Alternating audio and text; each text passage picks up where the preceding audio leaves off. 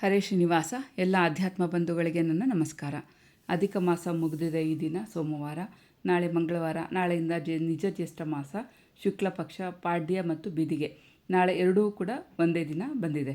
ಪಾಡ್ಯದಲ್ಲಿ ಮಾಡ್ತಕ್ಕಂಥ ವ್ರತ, ಬಿದಿಗೆ ಮಾಡ್ತಕ್ಕಂಥ ವ್ರತ ಎರಡೂ ಕೂಡ ನಾಳೆನೇ ನಾವು ಮಾಡಬೇಕಾಗಿದೆ. ಜ್ಯೇಷ್ಠ ಶುದ್ಧ ಪಾಡ್ಯದ ದಿವಸ ನಾವು ಕರವೀರ ವ್ರತವನ್ನು ಪ್ರಾರಂಭ ಮಾಡ್ತಾಯಿದ್ದೀವಿ. ಕರವೀರ ಅಂದರೆ ಕಣಗಿಲ ಗಿಡಕ್ಕೆ ನಾವು ಪೂಜೆಯನ್ನು ಮಾಡಬೇಕು. ಈ ದಿನ ಸೂರ್ಯೋದಯಕ್ಕೆ ನಾವು ಕಣಗಿಲೆ ಗಿಡವನ್ನು ಪೂಜೆ ಮಾಡಬೇಕು. ತುಳಸಿ ಪೂಜೆ ಆದ ನಂತರ ಕಣಗಿಲೆ ಗಿಡಕ್ಕೆ ಸೂರ್ಯ ಅಂತರ್ಗತನಾದಂತಹ ಲಕ್ಷ್ಮೀನಾರಾಯಣರನ್ನು ಮತ್ತು ದುರ್ಗಾದೇವಿ ಅಂತರ್ಗತನಾದಂತಹ ನರಸಿಂಹದೇವರನ್ನು ಆವಾಹನೆ ಮಾಡಿ ಪೂಜೆಯನ್ನು ಮಾಡಬೇಕು. ಇದಕ್ಕೆ ದಾರವನ್ನು ಸುತ್ತಿ ಅರಿಶಿಣ, ಕುಂಕುಮ, ಗೆಜ್ಜೆ ವಸ್ತ್ರಗಳಿಂದ ಪೂಜೆಯನ್ನು ಮಾಡಿ ಮೊಳಕೆ ಬಂದಿರತಕ್ಕಂಥ ಸಪ್ತಧಾನ್ಯಗಳನ್ನು ಮತ್ತು ಕಿತ್ತಳೆ ಹಣ್ಣು, ಸೀಬೆ ಹಣ್ಣುಗಳನ್ನು ನೈವೇದ್ಯ ಮಾಡಿ 4 ಪ್ರದಕ್ಷಿಣೆ ನಮಸ್ಕಾರವನ್ನು ಹಾಕಿ ಪೂಜೆಯನ್ನು ಮಾಡಬೇಕು ಮತ್ತು ಪ್ರಾರ್ಥನೆಯನ್ನು ಮಾಡಬೇಕು. ಕರವೀರ ಋಷಾವಾಸ ನಮಸ್ತೆ ಭಾನುವಲ್ಲಭ ಮೌಲಿ ಮಂಡನ ದುರ್ಗಾದಿ ದೇವಾನಾಂ ಸತತಂ ಪ್ರಿಯ ಅಂತ ಹೇಳಿ ಪ್ರಾರ್ಥನೆಯನ್ನು ಮಾಡೋದ್ರಿಂದ ಪತಿಗೆ ಆಯುಷ್ಯವು ಹೆಚ್ಚಾಗತ್ತೆ, ಪಾತಿವ್ರತ್ಯ ಕೂಡ ಹೆಚ್ಚಾಗತ್ತೆ, ಮತ್ತೆಲ್ಲ ಅಭಿಷ್ಟಗಳು ನಮಗೆ ಈಡೇರುತ್ತೆ. ಈ ಗಿಡದಲ್ಲಿ ಗಂಗಾದಿ ಸಕಲ ತೀರ್ಥಾಭಿಮಾನಿ ದೇವತೆಗಳು, ನದ್ಯಾಭಿಮಾನಿ ದೇವತೆಗಳೆಲ್ಲರೂ ಸನ್ನಿಹಿತರಾಗಿರ್ತಾರೆ. ಈ ಗಿಡವನ್ನು ಈ ದಿನ ನಾವು ಪೂಜೆ ಮಾಡೋದ್ರಿಂದ ವಿಶೇಷವಾದಂತಹ ಪಾತಿವ್ರತ್ಯ ನಮಗೆ ಆ ನದ್ಯಾಭಿಮಾನಿ ದೇವತೆಗಳು ಕೊಡ್ತಾರೆ ಮತ್ತು ಸೂರ್ಯನಾರಾಯಣ, ಲಕ್ಷ್ಮೀನರಸಿಂಹದೇವರು ನಮಗೆ ವಿಶೇಷ ಅನುಗ್ರಹವನ್ನು ನಮಗೆ, ನಮ್ಮ ಕುಟುಂಬಕ್ಕೆ ಮಾಡ್ತಾರೆ. ತುಳಸಿಯ ಹತ್ತಿರ ಇಟ್ಕೊಂಡು ಕೂಡ ಮಾಡಬಹುದು. ಕಣಗಿಲೆ ಗಿಡ ಇಲ್ಲ ಅಂದರೆ ಎಲ್ಲಿ ಕಣಗಿಲೆ ಗಿಡ ಇರುತ್ತೋ ಅಲ್ಲೇ ಹೋಗಿ ಪೂಜೆಯನ್ನು ಮಾಡಿಕೊಂಡು ಬರಬೇಕು. ಧಾನ್ಯಗಳನ್ನು ಬೆಳಗ್ಗೆ ನಾವು ನೆನೆ ಹಾಕಿ ಹಾಗೆ ಅದನ್ನು ಪೂಜೆಯನ್ನು ನೈವೇದ್ಯವನ್ನು ಮಾಡಬಹುದು. ಮೊಳಕೆ ಬರೆಸಲಿಕ್ಕೆ ಸಮಯ ಬೇಕಾಗಿರೋದ್ರಿಂದ ನನಗೂ ವಿಡಿಯೋ ಮಾಡಲಿಕ್ಕೆ ಸಮಯ ಆಗಲಿಲ್ಲ, ಹಾಗಾಗಿ ಹೇಳಿದ್ದು ತಡ ಆಗಿದೆ. ಕಾಳನ್ನು ನೆನೆ ಹಾಕಿ ಅದನ್ನು ನೈವೇದ್ಯವನ್ನು ಮಾಡಿ ಅರಿಶಿನ, ಕುಂಕುಮ, ಹೂವು, ಗೆಜ್ಜೆ ವಸ್ತ್ರಗಳಿಂದ ಪೂಜೆಯನ್ನು ಮಾಡಿ 4 ಪ್ರದಕ್ಷಿಣೆಯನ್ನು ಮಾಡಿ ತುಂಬ ವಿಶೇಷವಾದಂತಹ ದೇವತೆಗಳ ಅನುಗ್ರಹ ನಮಗೆ ಆಗತ್ತೆ. ಇನ್ನು ಪ್ರತಿಪದ ಮತ್ತು ದ್ವಿತೀಯನೂ ನಾಳೆನೇ ಮಾಡಬೇಕಾಗತ್ತೆ. ಈ ದಿನ ಭಾಸ್ಕರ ಪೂಜೆಯನ್ನು ಮಾಡಬೇಕು. ಜ್ಯೇಷ್ಠ ಶುಕ್ಲ ದ್ವಿತೀಯ ಈ ದಿನ ನಾವು ವಿಶೇಷವಾಗಿ ಭಾಸ್ಕರನ ಪೂಜೆಯನ್ನು ಮಾಡಬೇಕು.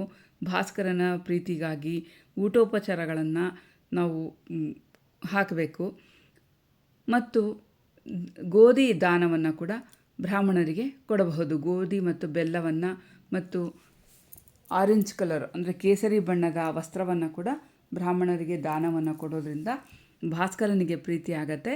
ಶ್ರೀಂ ಗೃಹಿಣಿ ಸೂರ್ಯ ಆದಿತ್ಯ ಅಂತಕ್ಕಂಥ ಮಂತ್ರವನ್ನು ವಿಶೇಷವಾಗಿ ಪಾರಾಯಣ ಮಾಡಬೇಕು. ಮಿಥುನ ರಾಶಿಗೆ ಸೂರ್ಯ ಬಂದಿದ್ದಾನೆ, ನಿನ್ನೆ ಸೂರ್ಯ ಸಂಕ್ರಮಣ ಆಗಿದೆ. ಇನ್ನು ಅಧಿಕಾರ ಇರ್ತಕ್ಕಂಥವರು ಗಾಯತ್ರಿ ಮಂತ್ರವನ್ನು 108 ಬಾರಿಯಾದರೂ ಅವಶ್ಯವಾಗಿ ಮಾಡಬೇಕು.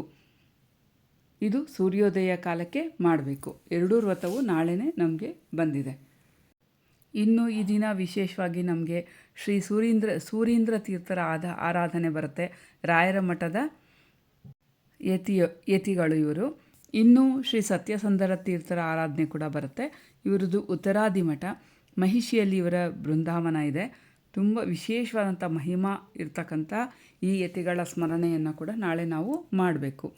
ಇನ್ನು ಜ್ಯೇಷ್ಠ ಶುದ್ಧ ತೃತೀಯ ಈ ದಿನ ರಂಭಾರ್ವತ ಅಂತ ಹೇಳಿ ಕರೀತಾರೆ.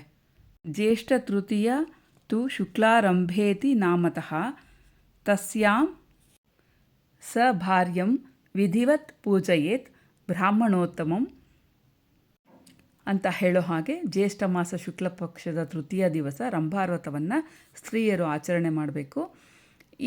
ಈ ವಿಧಾನ ಹೇಗಿದೆ ಅಂದರೆ ವಿಧಿ ಪ್ರಕಾರ ದಂಪತಿಗಳಿಗೆ ಪೂಜೆಯನ್ನು ಮಾಡಬೇಕು. ರಂಭ ಅಂದರೆ ಬಾಳೆಗಿಡ ಅಂತ ಹೇಳಿ ಅರ್ಥ. ಸಾವಿತ್ರಿ ದೇವಿಯನ್ನು ಬಾಳೆಗಿಡದಲ್ಲಿ ಈ ದಿನ ಪೂಜೆ ಮಾಡಬೇಕು. ಆಗ ಸಂತಾನ ಸೌಭಾಗ್ಯಗಳನ್ನು ಸಾವಿತ್ರಿ ದೇವಿ ಅನುಗ್ರಹಿಸ್ತಾಳೆ. ರಂಭಾರ್ವತಮಿದಂ ದೇವಿ ಯೇ ಚಯಂತಿ ಶುಭಾನನೆ ತಾಸಾಂ ಅಕ್ಷಯ್ಯತಾಮೇತಿ ಸೌಭಾಗ್ಯ ಸುಖ ಸಂಪದ. ಯಾರು ಈ ರಂಭಾರ್ವತವನ್ನು ಮಾಡ್ತಾರೋ ಅವರು ಅಕ್ಷಯ ಫಲವನ್ನು ಹೊಂದುತ್ತಾರೆ, ಸೌಭಾಗ್ಯವನ್ನು, ಸುಖವನ್ನು ಪಡೆದುಕೊಳ್ತಾರೆ. ಅಂದರೆ ಬಾಳೆಗಿಡದ ಬಳಿ ಹೋಗಿ ಸರಸ್ವತಿ ದೇವಿಯನ್ನು ಆವಾಹನೆ ಮಾಡಿ ಅರಿಶಿನ, ಕುಂಕುಮ, ಗೆಜ್ಜೆ ವಸ್ತ್ರಗಳಿಂದ ಪೂಜೆ ಮಾಡಿ ಪುಷ್ಪಗಳನ್ನು ಅರ್ಚಿಸಿ ಸಕ್ಕರೆ ಮತ್ತು ಬೆಲ್ಲ ಹುರಿದಿರುವ ಎಳ್ಳು ಇವುಗಳನ್ನು ನೈವೇದ್ಯ ಮಾಡಿ ಆರತಿಯನ್ನು ಮಾಡಬೇಕು ಮತ್ತು ಸುಖ ಸೌಭಾಗ್ಯ ಸಂಪತ್ತುಗಳನ್ನು ಪ್ರಾರ್ಥನೆ ಮಾಡಿ ನಮಸ್ಕಾರವನ್ನು ಮಾಡಬೇಕು. ಇದಕ್ಕೆ ರಂಭಾರ್ ವ್ರತ ಅಂತ ಹೇಳಿ ಕರೀತಾರೆ. ಸ್ತ್ರೀಯರು ಇದನ್ನು ಆಚರಣೆ ಮಾಡಬೇಕು. ತುಳಸಿ ಪೂಜೆ ಆದ ನಂತರ ಬಾಳೆ ಗಿಡದ ಬಳಿ ಹೋಗಿ ಮಾಡ್ತಕ್ಕಂಥ ವ್ರತ ಇದು. ಈ ದಿನವೇ ವಾಮನ ತೃತೀಯ ಅಂತ ಹೇಳಿ ಕರೀತಾರೆ. ಅಂದರೆ ವಾಮನ ಕಲ್ಪ ಪ್ರಾರಂಭ ಆದಂಥ ದಿನ ಅಂತ ಹೇಳಿ ಆ ದಿನ ದೇವರಿಗೆ ವಿಶೇಷವಾಗಿ ದಧ್ಯನ್ನವನ್ನು ಅಂದರೆ ಮೊಸರನ್ನವನ್ನು ನೈವೇದ್ಯ ಮಾಡ್ತಾರೆ. ತರ್ಪಣ ಕೊಡ್ತಕ್ಕಂಥ ಅಧಿಕಾರ ಇರ್ತಕ್ಕಂಥವರು ತರ್ಪಣಗಳನ್ನು ನೀಡ್ತಾರೆ. ಅನ್ನ ಸಂತರ್ಪಣೆಯನ್ನು ಕೂಡ ಈ ದಿನ ವಿಶೇಷವಾಗಿ ಮಾಡ್ತಾರೆ. ಇನ್ನು ಜ್ಯೇಷ್ಠ ಶುದ್ಧ ಚತುರ್ಥಿ ಗುರುವಾರ ತುಂಬ ಒಳ್ಳೆಯ ದಿನ, ಗುರುಪುಷ್ಯ ಯೋಗ ಇರ್ತಕ್ಕಂಥ ದಿವಸ. ಈ ದಿನ ಉಮಾ ಪೂಜನಾ ವ್ರತ ಅಂತ ಹೇಳಿ ಕರೀತಾರೆ.